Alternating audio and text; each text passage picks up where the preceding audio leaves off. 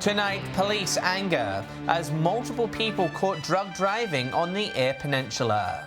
And Port Augusta Council preparing for some COVID-19 budget pain. From our 7 Spencer Golf Studios, your nightly news with John Hunt begins now. Good evening. Police have been left shaking their heads after 17 drug drivers were caught across the Lower Eyre Peninsula over the past week. It's prompted them to issue a blunt warning for motorists to drive safe or get caught. Police left fed up and frustrated after a dramatic spike in traffic offences. People aren't heeding the warnings in regard to the dangers of driving when you're affected by drugs. In the past week, 17 motorists were accused of driving with drugs in their system across Lower Eyre Peninsula. The sobering figures prompting a blunt warning from road safety experts. Please, and that's being courteous, don't be fools and stop putting drugs and or excessive alcohol into your system. Police casted a net over South Australia last week in a statewide road safety blitz. RBT stations up and running for the first time since the pandemic. There were some 4,000 people tested for alcohol, and I think 14 of those were found to be over the limit. Again, disturbing because clearly the message isn't getting through. As part of the police operation, 226 people across the state were tested for drugs. 26 of them were accused of returning a positive reading. Police were left scratching their heads after a 48-year-old Port Lincoln woman was caught twice, allegedly driving with methamphetamines in her system on both occasions. We have had in the past, people who have been caught multiple times, drug driving. I don't believe that the penalties are working. We take licences away from offenders. They don't worry about that. They drive without a licence. Patrols will continue to be out in force next week ahead of the June long weekend. Nathan Regter, 7 Spencer Golf News. 2 men have been caught drink driving in Wallaroo in unrelated incidents. Just after 2 on Saturday morning, a 31-year-old man was stopped on Kadina Road. Police allege the motorist recorded a reading of .170. Later in the day, a 28-year-old driver was tested on George Street, allegedly returning a reading of .106. Both men will appear in court at a later date. Member for Grey Rowan Ramsey says the JobMaker initiative announced yesterday is critical for our region's economy. Businesses and unions are being brought together to help restart the economy. From job seeker to JobKeeper, now to JobMaker, an ambitious plan aiming to reignite the region's economy. Skills training, education is a real hodgepodge around Australia at the moment. Nobody's arguing with that, so we're saying, well, let's all come together. Let's have a go at that. Apprenticeships are key focus with local businesses encouraged to hire workers. Trainee programs will also be fast-tracked, helping students to get accredited quicker. Accredited at a national level. The focus of the Prime Minister's announcement yesterday was that period will be cut down significantly within months. Upper Spencer Gulf cities are already ahead with new trade programs starting this year. We've been rolling out brand new apprenticeship programs. We've already been rolling out more funding. We have regular meetings with the Upper Spencer Gulf mayors. The member for Grey says the JobMaker program, while important, will take time to implement. Trying to switch those, get the keys in the ignition and start it up and get going. And we're all going to have to give a bit, take a bit, make some changes. Another positive announcement as coronavirus restrictions begin easing. We're getting really good news now that on June the 1st we're going to have up to 80 people back in our pubs. Shari Hams, 7 Spencer Golf News. The Port Augusta City Council have released the draft budget for the upcoming year. Council forced to make some significant changes as the coronavirus pandemic puts a hole in their finances. The last few months have been a turn of events for Port Augusta City Council. Their original decrease in rates of 1.9% is now even lower, with Council opting for a 0% general rate increase. General rate increase does mean everybody will get a drop in rates, but it is going to be lower. So some may go up a little bit, some may come down, but it'll be significantly different than this council or the community's ever experienced before. But it comes at a cost. Council is aiming to break even by 2029, admitting it'll need to find ways to make up for lost revenue. Means that we will have to find additional savings of around $205,000 per year until 27-28 financial year. Its role in a number of services and programs is being reviewed, with funding limited for community events available this year. We have been undertaking an event survey and using this opportunity to go back to the community and find out what's important to them. In a statement, the Ratepayers Association says it's encouraged by the net 0% increase. However, they say council should be budgeting for rate reductions rather than increases. Laura Milovanovic, 7 Spencer Gulf News. Port Lincoln Council is looking for a new CEO after the shock departure of Stephen Rufus. He resigned last Friday following several closed meetings to discuss his performance. There was mounting speculation he left due to a budget blowout over the city's leisure centre. However, Mayor Brad Flaherty has rejected those claims. Council has started a recruitment drive for his replacement. Still to come tonight, BHP's proposed Olympic Dam Expansion welcomed, and locals urged to fill their car up as petrol prices crash due to a lack of demand.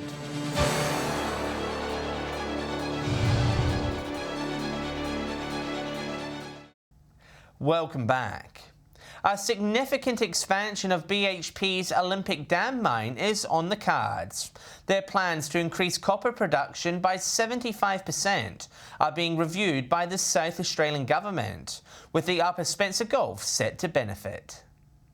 It's a step-by-step process to get BHP's latest expansion project up and running. The mining minister says it'll have great impacts on the region. So an increase in their activity is certainly a very positive possibility for the Upper Spencer Gulf. BHP's proposal to increase copper production at Olympic Dam will see output jump from 200,000 tonnes to 350 per year. The increase also opening up new job opportunities. It has the potential for 1,800 jobs during construction and an additional 600 jobs ongoing after that. However, there are steps still to be taken, with the company having to submit an environmental impact statement to the government. We need to make sure that that expansion can be undertaken responsibly with regard to safety for the environment, safety for workers and many other considerations. The minister, whose electorate takes in Port Augusta, says the review will take some time to complete. Brings together all parts of government to consider it. So Department for Environment and Water, Department for Energy and Mining, Department for Aboriginal Affairs and others come together to jointly assess what BHP is proposing. Laura Milovanovic, 7 Spencer Gulf News. Broken Hill's councillors will discuss the city's draft budget tonight at their monthly meeting. With a deficit budget likely, the option of taking a $10 million loan is being considered. The economic impact of coronavirus has hit the council's books hard. Its plans to return to surplus suffering a major setback. As the last 6 months has unfolded, we are in a deficit budget. We're actually in a $6 million deficit budget. Silver City councillors will consider endorsing council's draft operating budget tonight. Facing a $6 million deficit, the option to take a state government $10 million loan with low interest is on the table. 3 scenarios set up. One is looking at the loan and taking on the loan and future-proofing Broken Hill. And in that is looking at the infrastructure build. Option 2 would see council effectively enter caretaker mode, not taking the loan and reducing expenditure significantly. Option 3 is do nothing, leave expenditure as planned and push back its break-even target to 2027. The Mayor says council won't receive the loan unless it can prove it can pay it back. We can't get a loan unless we can prove we can pay it back. Patrick Reinke, 7 Spencer Gulf News. Regional petrol prices have plummeted to some of the cheapest in South Australia, with experts encouraging motorists to fill up the tank now. The price slump comes as we head into the June long weekend next week. It's some of the cheapest petrol prices we've seen in years. Port Lincoln motorists nabbing a bargain with unleaded averaging $1.09, with a full tank now $30 cheaper than 12 months ago. Make the most of it now that we've been able to, get away and get out more. Air Peninsula motorists the lucky winners, with regional petrol prices some of the cheapest across South Australia. Experts say it's the perfect opportunity to visit, with rural communities itching to welcome back visitors this June long weekend. The Air Peninsula is absolutely open for business, and we want people to come here regardless of the price of the fuel. But that's a small price to pay to come and have a look at the best place on earth. A trip from Adelaide to Port Lincoln is around $40 cheaper than last year, while exploring the Jewel of the North and Flinders Ranges from Adelaide is around $34 cheaper. These lower prices we expect to probably hang around for at least another 3, 4, 5 months maybe. The fuel price over here is relatively constant. With most planes grounded, their lack of demand has freed up crude oil, which caused a knock-on effect of savings down to the local bowser. The opportunity to come to the region is one of the best at the moment because things aren't expensive. Nathan Regter, 7 Spencer Golf News. Stay with us. Broken Hill clubs preparing to reopen as restrictions are lifted. And work on the Crystal Brook men's shed redevelopment gets underway.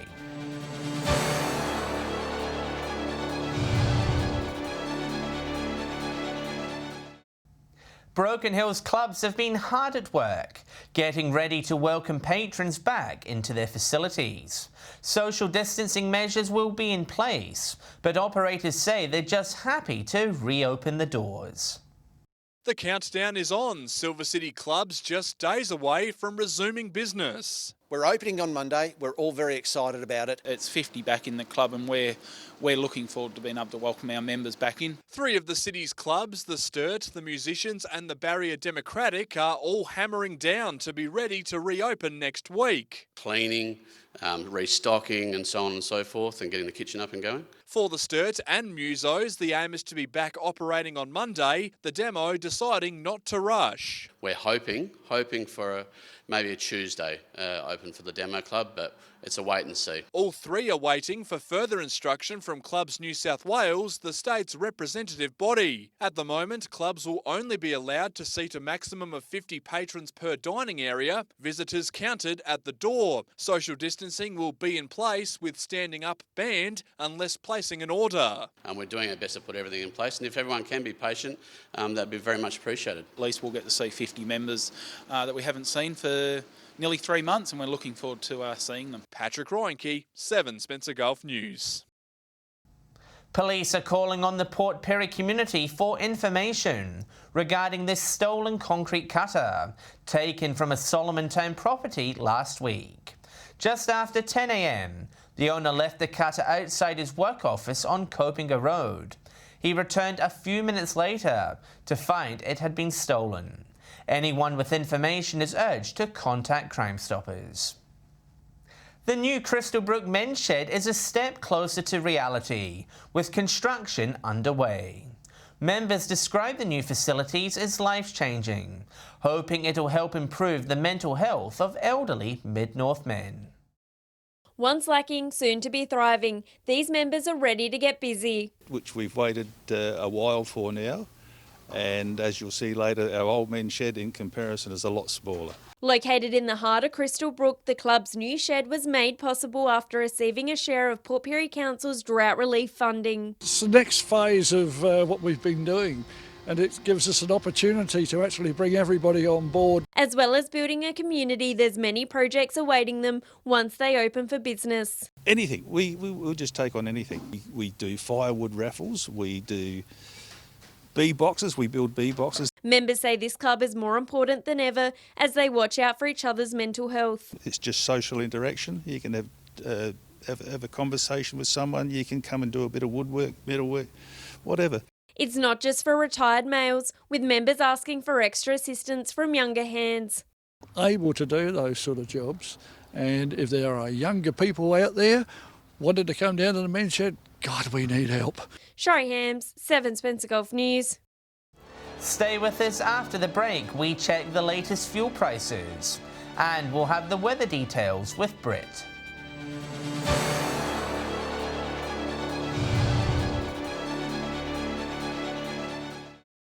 Hello again. Time now to see how things are looking when we fill up our cars. Here's Patrick Ranke with this week's Fuel Watch. The last 7 days haven't been good at our local bowsers. Starting with unleaded, and Broken Hill is the only one seeing green. The average sits at 23 cents. Adelaide is 1 cent more, skyrocketing from 92 a litre last week. It's red across the Spencer Gulf. The cheapest place to fill up is Kadina at $1.05. Port Lincoln has had a lacklustre week, jumping by 7 cents to 109, the same as Port Augusta, which is almost breaking even. Whyalla is a cent less, Port Pirie doing okay at 107. Some stations have been selling it for less. Turning over to diesel now, Broken Hill again the only city to record a decrease, but the change is very minuscule. Elsewhere, Kadina was the worst local performer, going up by 2 cents to 111. Port Pirie is on the way up, but the average hasn't really changed. Whyalla and Port Augusta seeing no movement at all, remaining on 115. Port Pirie is the cheapest in the Gulf, but not by much, $1.10. Adelaide rounding out the board with a small jump of about 2 cents. Finishing off with a look at auto gas, a couple of big changes. Port Lincoln and Whyalla leaving the 80 cent range back into the 90s. Lincoln on 91, the Steel City on 92. Elsewhere, all remains the same. Port Augusta and Kadina hovering on 89 cents. Broken Hill doing fine on 83. Port Pirie doing exceptional on 75. Adelaide motorists are doing the best of all, 74 cents a litre. Now remember that these prices are the regional averages and they do not reflect any one particular outlet. And if you do find a spot that does sell unleaded, auto gas or diesel for cheaper, be sure to let us know on our Facebook page. Looking at Wednesday finance now, and it was a mostly quiet trading day across the local market.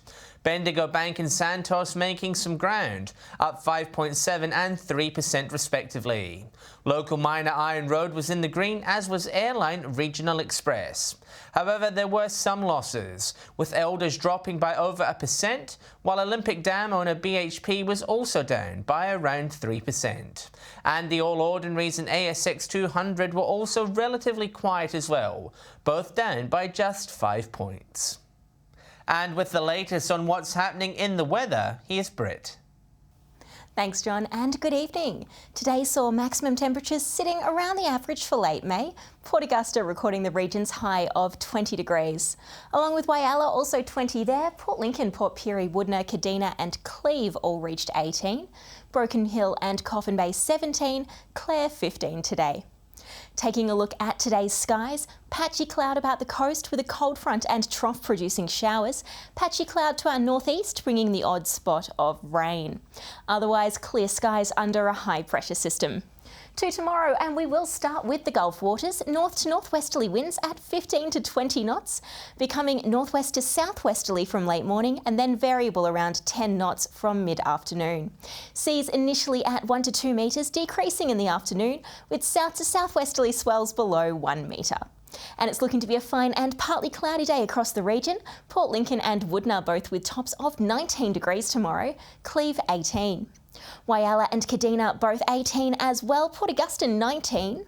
18 the high at Port Pirie tomorrow, Clare 15, Broken Hill also 19 degrees. Looking ahead to Friday now with bright and sunny conditions on the way. Woodner with a top of 23 degrees.